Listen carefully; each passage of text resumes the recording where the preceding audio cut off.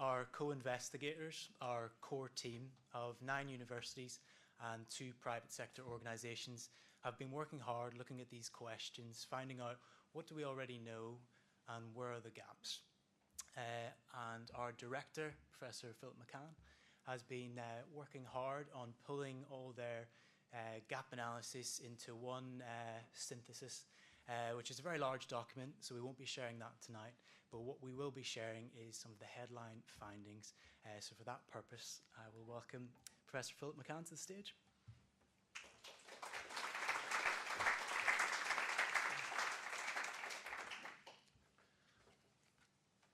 Well, thank you, everybody. It's a real pleasure to be here. Thank you particularly to Lord Jim O'Neill and Professor Jen Rubin and Jen Ray for hosting us here. We're in a new type of investment for the ESRC, and this is really important. There's also one around macroeconomics, for example. But this idea of network programs is all about developing conversations across barriers, across methodologies, across disciplines, across silos, institutions, to try to address the types of issues that can't be analysed or understood by a narrow framework. That many of the people here have tremendous expertise working on different dimensions, trying to think about productivity, but the issue itself is so big and so complicated, but it's also so fundamental and so critical to try to get right, for exactly the reasons that we've heard from the 3 previous speakers.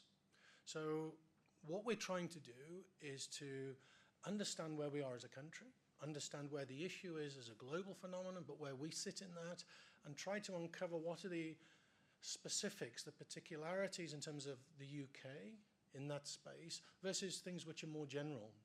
And it's a big ask, it's a big challenge, because it's something which is talked about, and it's fantastic. We were just laughing, listening to Radio 5 and Radio 4, that these things are being talked about. Most of us as economists, you normally see the whites of people's eyes if you start raising productivity at a dinner party, but today people are talking about these things. You know, this is a really exciting moment. Why? Because it's so critical. And it's something that we have to address. So as a network, what we've been doing is, to start off, is to try to get a sense of where we are and who we are, a handle on the issue. And each of our co-investigators, all of whom are here, have been working on a kind of documents which are both an evidence review and a gap analysis. So it's both documenting what we do seem to know, what we do seem to have some sort of handle over, versus things that we don't know, what the gaps are. And of course, they're 2 sides of the same coin. And again, the members of our team are very, very experienced. They've all published in this arena for many, many years in different guises and different types of publications, as well as academic publications. But this is a big ask because the issues are so fundamental. So what I'm going to give you is just a quick flavour that you'll actually see in your brochures, the actual kind of things that we're picking up on. The individual gap analyses and evidence reviews will be starting to be published on our Productivity Network Plus website, starting in the next week or so. And we're going to be rolling these out over the next month or 2. We've got about a dozen of these analyses either finished or 2/3, 3/4 of the way through, or some actually we're going to start later on this summer. So I'll just give you some of the flavour of some of the highlights. And these are big documents. You know, many of these documents are 7,000, 8,000, even 10,000 words, and some of them are very dense because that's the nature of the issue. So we're trying to synthesize them in a kind of accessible, bite-sized format that people can at least start to grab onto what the issues are, and then we have a synthesis document. So we tried to look at these issues through different angles or through different themes. And our first theme is knowledge, innovation, technology. There's no specific ordering to these themes. But to think about this agenda, and of course, this is very close to the heart of the Nesta mission, of course. We know knowledge diffusion, innovation systems, these are vital components. And I think there we would emphasize the notion of a system as being critical in terms of driving productivity and economic development. But what we do know is, in common with many other countries, we have a long tail. If you look at firm distributions, we've a small number of firms very highly productive, but then we've got a long tail of low productivity. And actually, the reason for that are really very little understood. It's something which is common to many countries, but the distributions in the UK seem to be rather different. That tail is a lot longer in the UK than in many other cases. There is a productivity slowdown worldwide. We know that, and there are reasons for that, and there's big reports that many of you are familiar with, produced recently by the McKinsey Global Institute, the OECD, the World Bank, the International Labour Organization. And so we're part of that phenomenon, but there are things which seem to be particularly specific to the UK. Issues around the lack of digital take-up in many sectors, issues around aging, also the demand shocks, of course. These are common to many countries, and they include ourselves. There are issues around patenting. The marginal cost, it seems to be, of additional knowledge, surprisingly, seems to be going up. The cost of additional patenting, for example, is more costly than ever, even though the actual systems of patenting are actually are more efficient than ever. So again, there's issues there because the interplay between knowledge and innovation, it's not well understood. It is complex, and we're trying to understand something more about these issues, but particularly how they relate to our particular case here. If we think about in more kind of market structures, market behavior, competition, investment patterns, including foreign investment, we know there are differences looking at microdata between new plants and existing plants. There are cohort effects in terms of generation when firms were founded, vintage effects, and so on. So age, structural decomposition around the size of firms, the technology of markets, and so on. There's big differences there, and we need to really delve into these things. But one of the issues also, which is important in terms of the demand effects, is we know that finance and credit does have a generative role in the UK vis-a-vis productivity in a way that it doesn't seem to in many other countries. Why that is the case is still a puzzle. But these are the kind of specific issues that we're trying to get into. Moving back to the kind of geographical issues that Lord O'Neill was referring to, of course, it's not just a simple urban-rural or big city versus small city story. We look very different to the United States, for example, or countries like Canada or Australia. It's not so much a city versus non-city, it's much more of a regional issue in the UK. And the micro data tells you that as well as the macro data, and this is a big part of the puzzle. And it's hard to look at other countries to get lessons or insights, because on many levels we look so different to almost anywhere else. And that's a big challenge that we're trying to face as a network, to try and get into these issues and unpack some of these aspects of the puzzle. We've heard issues, Jen Rubin was explaining these issues around workplace, participation, activity of workers and so on. I think if you look at kind of labour returns, flat wages, the relationship between productivity and wages itself is becoming more tenuous than it's been in the past. There's a whole issue there around the performance of our businesses and firms, how they operate, management structures, management styles, how workers relate to management systems, particularly with changes in technology, changes in capital, changes in dynamics of the nature of firms themselves. Again, the pace of technological change has been remarkable, and we have to try and catch up in terms of our understanding of these issues. Issues around job quality. It's not just quantity, it's not just employment numbers, it's also the nature of those activities. Lord Jim and I were just saying here how the really productive countries are those that work the least hours worked countries such as the Netherlands. Productivity levels are the highest in the industrialized world, comparable to the US. They work the least hours. How does that happen? How does the German economy, the average worker, work less than us in terms of total number of hours? Because their productivity levels per hour are so much higher. But why is that? It's not simply more people working longer hours. That's not a solution. So these ideas about working smart and so on. But how do we work smart? What is it that we're doing right, and what is it maybe that we're not doing as well as possible? So there's lots of issues there around kind of organizational issues in terms of participation skills, links to training, of course. What kind of training and skills agendas are we setting up that our workers are coming in? Jim himself has been working very heavily. I think you were talking recently in the Northern Powerhouse about these issues. Again, what kind of training and skills? How are these provided? How are people responding from those skill sets and those training sets to take into the workforce, into the employee space? Again, what is it that we're doing right? What is it maybe we're not doing so well in comparison to other countries? We have to delve into that. There are very different models in different contexts. Maybe different models might be appropriate in different parts of the UK, or maybe that some things are common across the UK.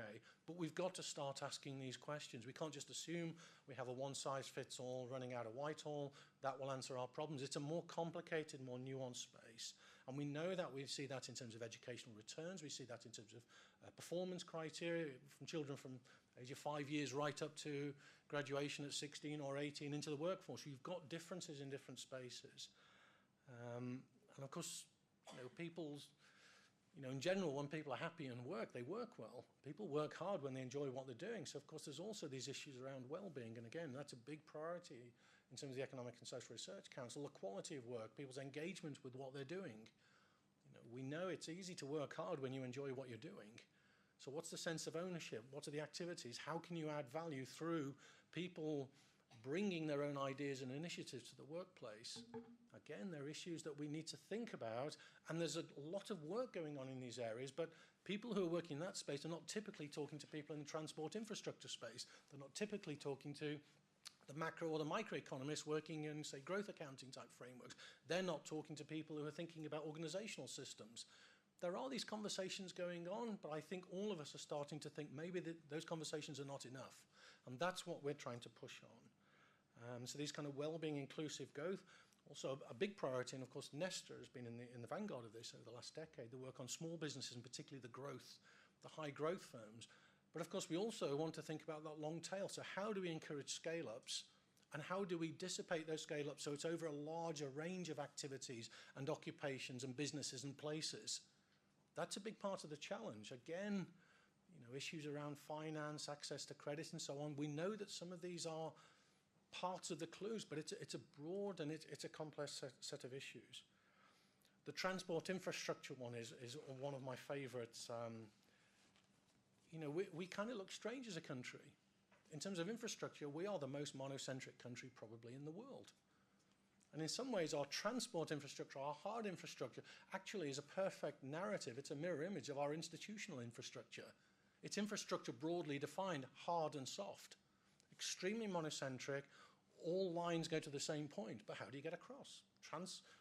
Anyone knows trying to get on a train system, to get across the UK at any point, there's almost no switching points. That's also true institutionally, the kind of soft infrastructure. How do we think about that? Maybe we have a system design for historical reasons, whatever that might be, but maybe that system design is not optimal for the 21st century economy. Things to think about. We are curious in some ways, we're specific, but they're things that we have to make progress on. How do we develop a better system for productivity growth, productivity dynamics throughout the economy? We also face some challenges which all countries are facing, is the demographic agenda, the aging agenda.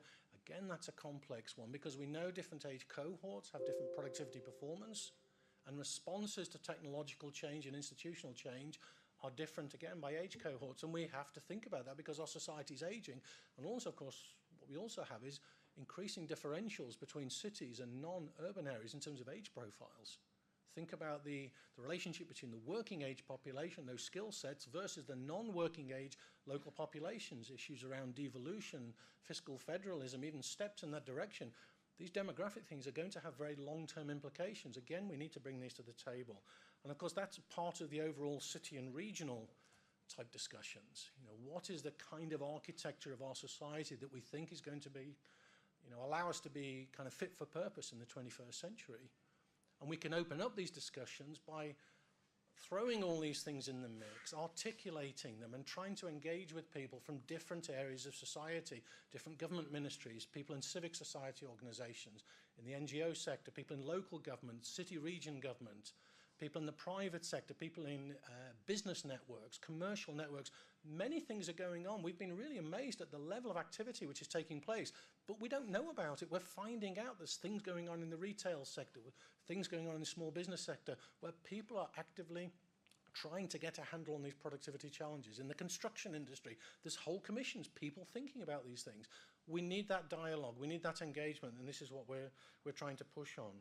And the entrepreneurship things, again, we're also going to be linking, for example, with other ESRC investments at the Enterprise Research Centre to try and understand what is it about us which is specific versus what is general. There are some things which are very curious about our economy, and we're going to try and get under that.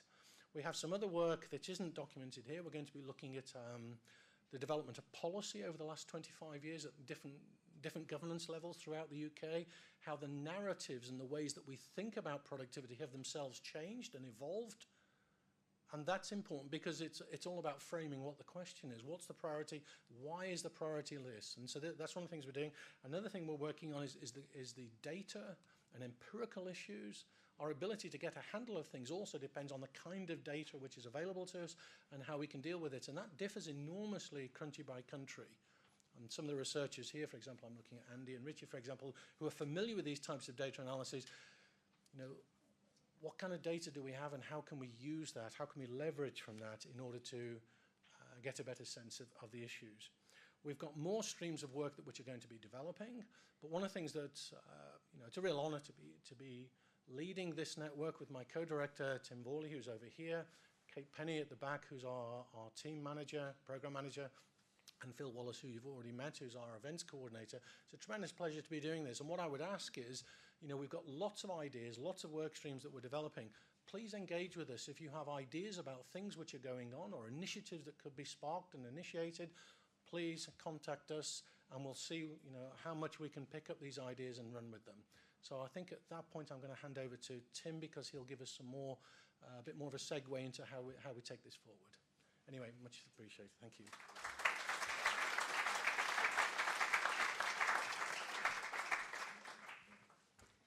Thank you very much, Professor McCann, for those curious questions and the enthusiasm and knowledge with which you delivered them.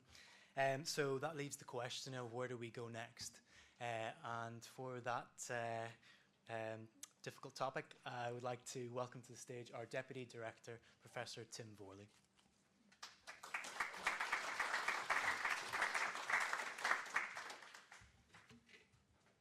So, to thank everyone again for being here this evening. We've obviously heard kind of from Lord O'Neill, from Jennifer Rubin, and also from Philip there, the kind of long list of points that we're looking for the Productivity Insights Network to address over the next 3 years. I kind of joked that we found out in early December that we were to be launched as the Productivity Insights Network on the 2nd of January. So it very much has been hitting the ground running. Much to my relief, the delivery of this is really a kind of network activity. We've got a core team of members that are the co-Is within that network, but the delivery of the research that underpins the insights that we're looking to deliver is something that we need to cascade and we need to kind of enroll others with. So, as if you haven't had value for money enough tonight, hearing from our esteemed speakers, this is the point at which I announced that we are going to be putting funding calls out as well to try and engage more people to help us address some of these puzzles. So as of this evening, there will be on the website calls for what we're calling the Productivity Project Fund.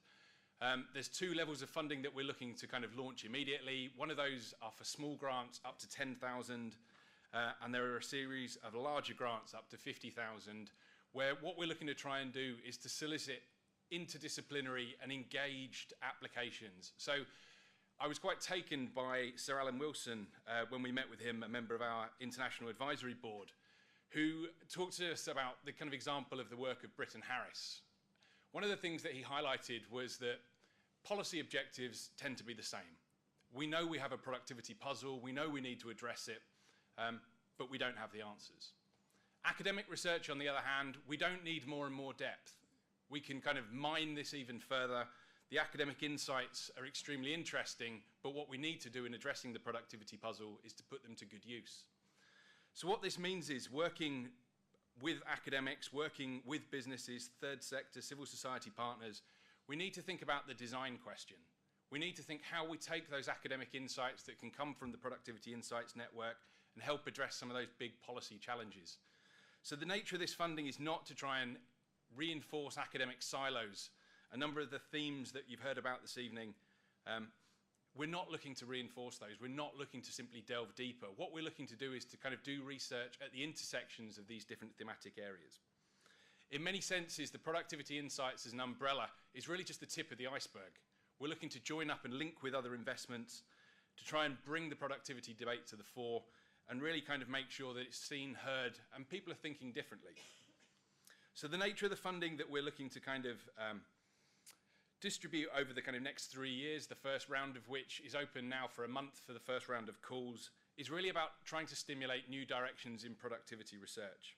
We're looking for ideas that are different, that build on some of the gaps that you've heard outlined this evening, but also really trying to take ideas from grassroots researchers and also companies, businesses, public, private sector organizations that are experiencing some of these productivity challenges. So I would encourage you all to look on the website, to make application, to tell others about it, and to help us to do things differently.